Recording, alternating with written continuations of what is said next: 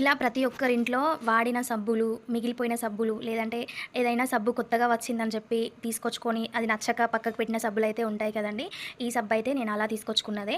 పక్కకైతే అలా ఉంటుంది. దాన్నైతే ఈ విధంగా నేను గ్రేటర్ సహాయంతో తురుముతున్నాను. ఇలా మిగిలిపోయిన సబ్బులు కూడా చిన్న చిన్న ముక్కలున్నా కూడా ఈ విధంగా తురుముకోవచ్చండి. ఒక 2, 3 అలా తీసుకొని తురుముకుంటే బావుంటుంది. ఇదైతే చాలా రోజుల నుండి పక్కకైతే ఉంటుందండి. ఈరోజు ఈ వీడియోలో మీకు నేను దీన్ని ఏం చేశాను అనేదైతే షేర్ చేస్తాను. ఈ విధంగా మంచిగా తురుముకోవాలి. ఇలాంటి బాటిల్స్ అయితే మనకి ఉంటాయి కదండీ! Hand wash bottles. దాంట్లో మనం ఆ తురుమునంతా కూడా నింపేసుకొని కొంచెం వాటర్ అయితే వేసుకోవాలి. దాంట్లో కొంచెం హాట్ వాటర్ అయినా, నార్మల్ వాటర్ అయినా వేసుకొని మంచిగా షేక్ చేసి ఈ విధంగా మనం హ్యాండ్ వాష్ లాగా యూజ్ చేయొచ్చు. వాష్‌రూమ్స్‌లలో యూజ్ చేయడానికి బావుంటుందండి. మంచి వాసన వచ్చే సబ్బయితే వాష్ బేసిన్ దగ్గర అండ్ అలాగే వాష్‌రూమ్స్‌లలో యూజ్ చేయడానికైతే చాలా బావుంటుంది. వాష్‌రూమ్‌లో సబ్బయినా యూజ్ చేయొచ్చండి. కానీ ఒకరు యూజ్ చేసిన సబ్బు ఇంకొకరు యూజ్ చేస్తే అస్సలు బాగుండదు. అందుకోసమని ఇలా హ్యాండ్ వాష్ లాగా ప్రిపేర్ చేసుకుంటే యూజ్‌ఫుల్‌గా ఉంటుంది.